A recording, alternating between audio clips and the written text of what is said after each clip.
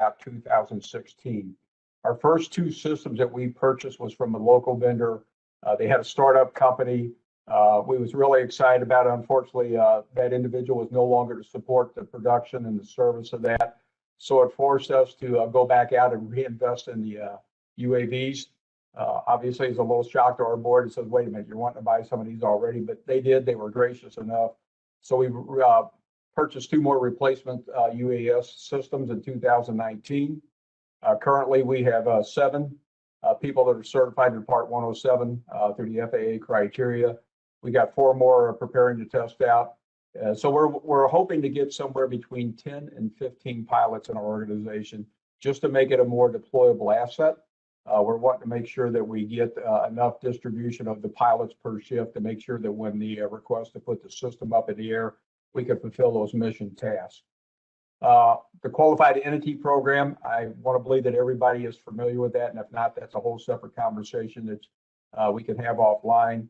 But for us, because a large part of our district is in a controlled airspace, if we didn't have those QEP codes and those unlock codes in there, we would never get our system off the ground. So as we progress down the road in future conversations, that's something, if you don't have those, I would definitely encourage you to do so. The 2 systems that we have right now are carried on 2 of the staff vehicles within Monarch, but we're getting ready to transition one of those systems onto our battalion chief or our shift supervisor's vehicle. And the main reason of that is with us onboarding as many pilots that we're getting on shift, that's going to put that asset more deployable and ready for service. The 2 systems we currently have are the Mavic 2 Enterprise Duals. I'm not going to read all of the technical specifications of it, and that's something you're probably already familiar with. But it has the dual optics on the front end of it, both with your traditional EO camera and the FLIR capabilities, autonomous flights, self-heating batteries. They claim 31 minutes of flight time. I'm not going to have that argument, but with the speakers, the lights, and all of the whistles and bells. Right now, our primary mission are flown using the smart controller made by DJI, but we also have the ability with the standard controllers, whether we use a Crystal Sky, an iOS device, so we can go both directions if need be.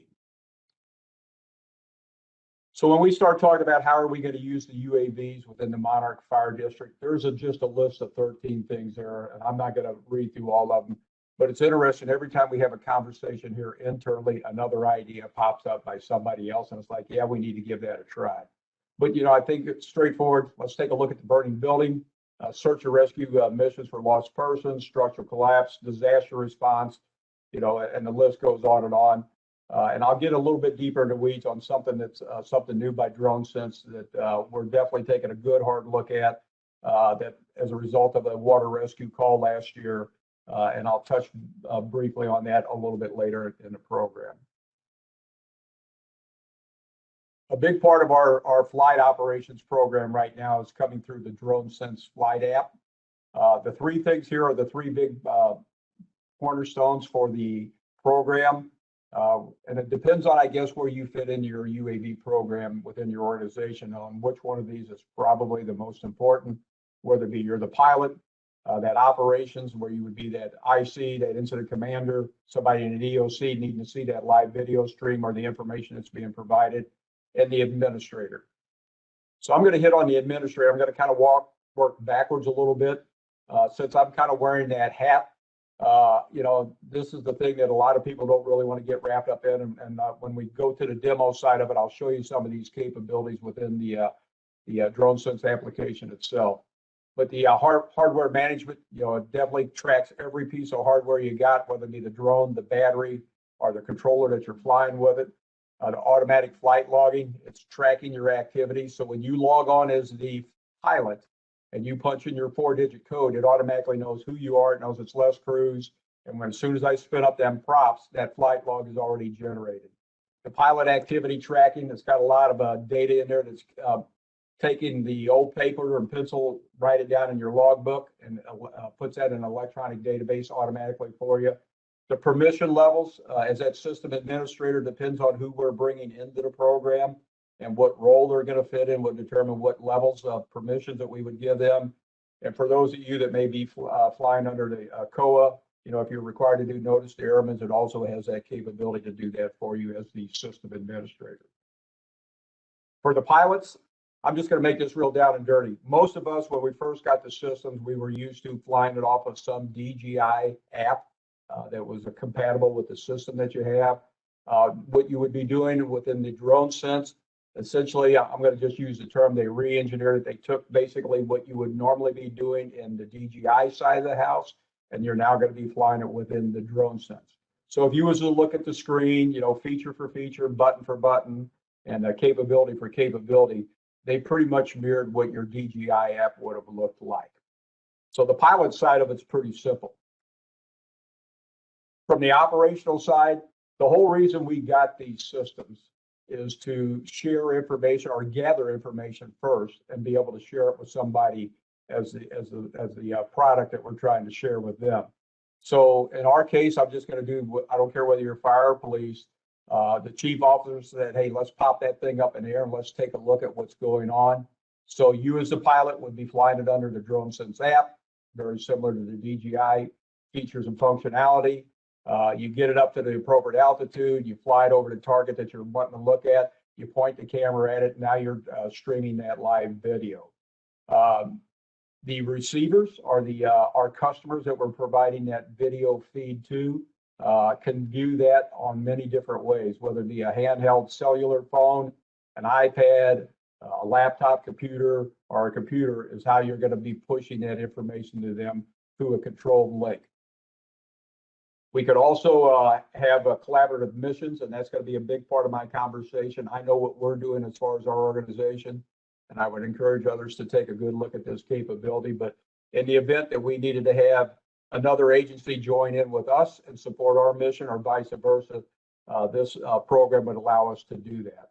Another big plus that this has is some pretty robust GIS capabilities, and I'm not the big GIS person, but I see a definite need for that, and we'll show you a couple things with that here in just a few minutes. The next feature before I go to the demo, I want to also tell you that something new that the DroneSense brought out here a couple months back is what they're referred to as the mobile streaming feature. So the mobile stream would be coming from your handheld cellular device or whatever you're using to capture that data. And I want you to think of that, you know, maybe it's like the law enforcement officers wear is their body camera that they're using to take the video of whatever it is they're doing. That mobile stream capability would allow you to take your handheld device, log into the system, and be able to do two things. You would be live streaming just as if it was a drone, but you're at ground level. And it also shows your position on a map where you're at. So a cool feature, and I'm going to tell you why we're taking a good hard look at that a little bit later and how we plan on using it. We're already coming up with some use cases, and we're sampling some of those capabilities right now.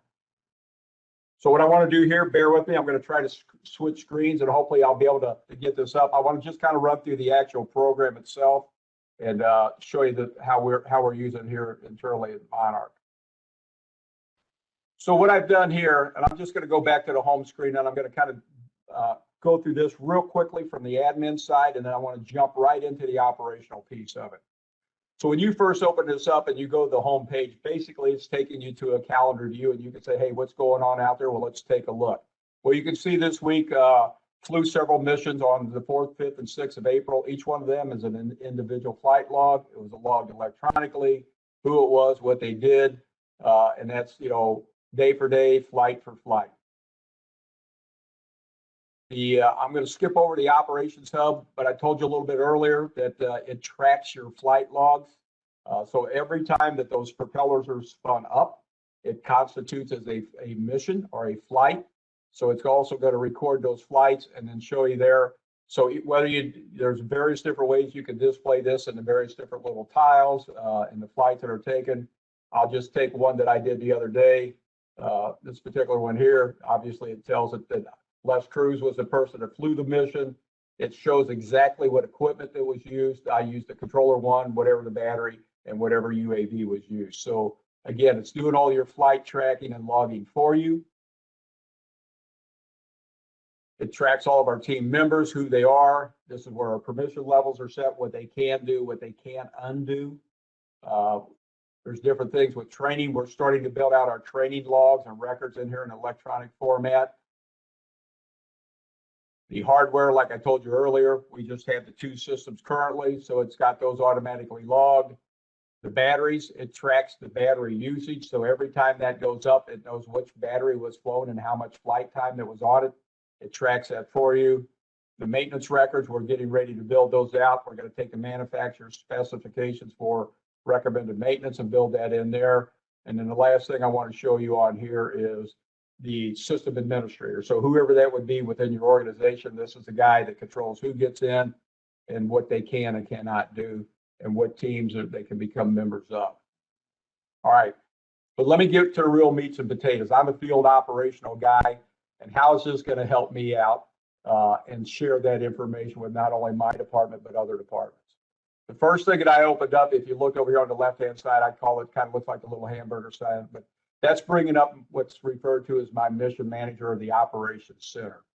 You'll notice here on the left-hand side that we've got different types of missions. We just did these internally. You can customize them for your own personal need. If it's a fire operation, emergency ops, search and rescue, general flights, or training flights. What you'll notice right now under the training flights is that light is illuminated green. That's telling me that someone is on the system somewhere doing something. So what I'm going to do just to find out what's going on, I'm going to go ahead and open that up. I'm going to turn on the drones, and here are the various different components that are out there that are currently flying under my mission. Now, what I do know is some of those systems are mine that are owned by the Monarch Fire Protection District, and some of these are from other agencies that we've given access to that they can come in and join on. And we are also gathering their location and their data that they're streaming to us. So let me do this just for starters. I'm going to start turning on some of these features here. The first one I'm going to turn on is a system that we got just sitting outside behind our engine house. And if you look on the map, you'll see that 2 things are happening here. Number one, we got the little icon that appears, and that is the location of the drone and where it's flying at. And the other thing over to the right-hand side is the data that it's collecting. So I'm going to go ahead and bump it up real quick. So there's the live stream coming from that UAV that's sitting out right directly behind our fire station right now. I'm going to pop on a couple more here real quick. And the first one I just did was what's listed here is Joseph's Air, the built-in camera. And if you look kind of down here to the bottom left-hand corner of that screen, you'll see where it's got the little icon where my hand is right now that says Joseph Sims. What I'm going to do is click on that. So I know he's operational somewhere, but I really don't know where he's at this point in time. So I'm going to click on that, and that's going to take me to where the location of that drone is flying at and the imagery that it's collecting. So I'm going to start to zoom out a little bit, or quite a bit, actually. So now we see the 2 symbols on the map.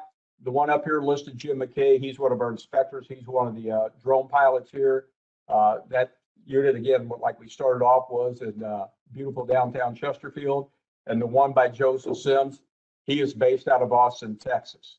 So this is just a good example to show you the flexibility that we can bring multiple drones online, whether it be from your agency or an adjoining agency that is all supported by the DroneSense platform. I'm going to bring one more into this picture here. This is Josh Pruitt. Josh lives in the great state of Georgia. And again, shows you his location and shows you the imagery that he's catching. You know, so whether you're in the EO side of the camera or the IR side of the camera, what you're showing on your screen is what you're streaming out to those other customers as well.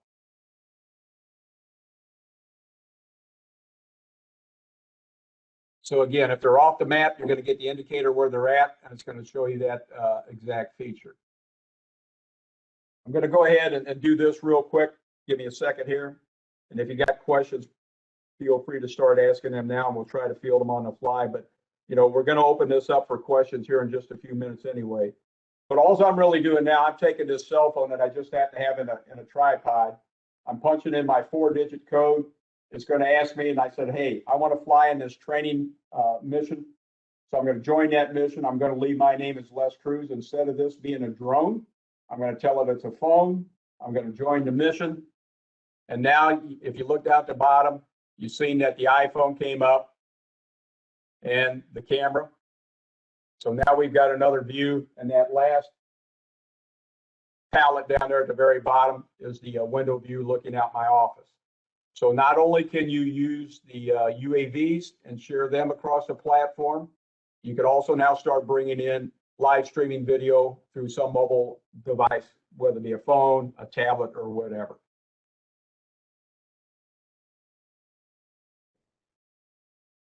And you can see that we've had other people join in, but it's that simple. So you come in, you pick your mission, you fly your mission, and if it's all done within a single agency, you don't need to do nothing. But all of a sudden I said, hey, I need help from the outside. I need help from my adjoining district or the fire district that has another UAV. If they're that DroneSense customer, all I would have to do is share you a code, and all you have to do is enter that code. And once you hit enter, you are now going to be flying in our mission, and we're flying jointly together. I'm going to come back up here and get closer into my backyard where we're at. Show you some of the features here. Obviously the map, this is just a plain view, but we can do a lot of stuff with the maps. You can change it from a street view to an aerial image. Zoom in. Myself personally, I like flying in this mode because it gives me a better orientation of where I'm at in relationship to the structures or the area that I'm flying over. So you can pick and choose whatever base map that you want. Another neat feature with this, and we're still learning this, and we're learning something new every day, you have the ability to bring in ESRI-based mapping products to support your flight operations. And I'll show you a quick example here. The things that I'm going to show you right now are all publicly available mapping layers. So I would go down to the ESRI mapping layers. I'm going to turn on another layer of information. And the one that I'm just going to share with you right now is the Missouri trails. So somebody out there in the great state of Missouri made a map available. And now when I start to zoom out, you'll see all of the various different highlighted trails that are out there in the state of Missouri. So for like us, we have Babbler Park over here. I'm going to zoom into that. So if I wanted to say, where are some of these trails? If I wanted to start a search and rescue mission, it automatically imposes those mapping layers on there for you. One thing that we're currently working on now is getting the parcel data maps for St. Louis County, and we're going to try to get those loaded into the system. So when we're flying our missions, instead of me just having the aerial photo of where this drone was, it will also have the parcel data if you turn that layer on buried behind it. So I would have street names and the numerical addresses for each one of those parcels.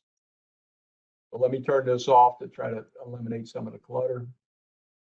So again, depends on what you need, would determine what layer of information you would want to turn on and turn off.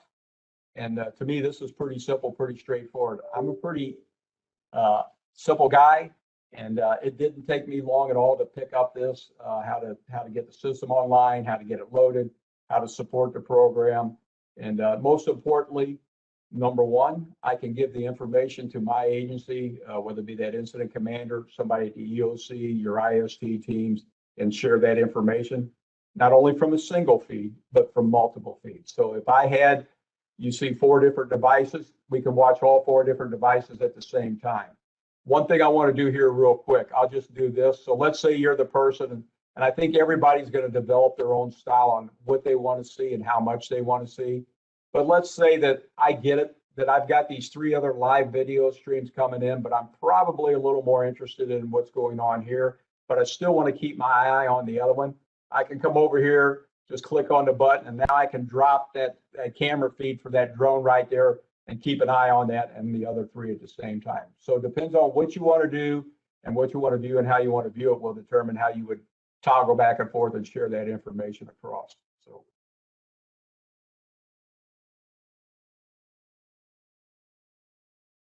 So again, let's see what Joseph's doing. You know, I've sat in on several webinars here recently, whether it be DroneSense or other ones. And let's face reality, last year, besides the pandemic, there was quite a bit of activity going on with civil unrest across our country. And the utilization of UAVs to support those overwatch missions were phenomenal. One that I want to showcase, and I don't have that information here, but I'm just going to share with you, came from the Texas Department of Public Safety. They're a big drone user down there in Austin, which is the state capital. They had a plan already established. Here's the geographic footprint. Here's how we divided it up into sections, divisions, however they named it and labeled it. Each drone was given their own area to fly. And the person, so they went out, they flew the missions, they provided the oversight, overwatch for each one of those things during that time of civil unrest. And all the time that was going on, it was being monitored by somebody, whether it be at a command center at ground level, close proximity, or back in those EOCs.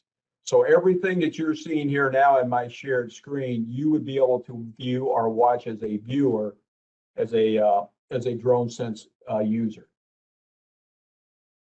So let me just kind of recap it, then I'll open it up for conversation. I want to hear from you as much as you've heard from me. You know, I'm a firm believer in these UAS systems. I know what they provide to our other agencies. They're just another tool in the toolbox, you know, and for the majority of the people that was on the list, I looked at the participants list, you either have a system, or it's my understanding you're considering buying a system or being a part of a team that's going to get a system. So my question is, what can we do as a regional first responders to coordinate the use of these systems? You know, we're all out here doing our things on our own by ourselves. And here's the one thing I want to share that, and it was a Baldwin police officer when I was talking with him the other day, and I think they're looking at buying a system.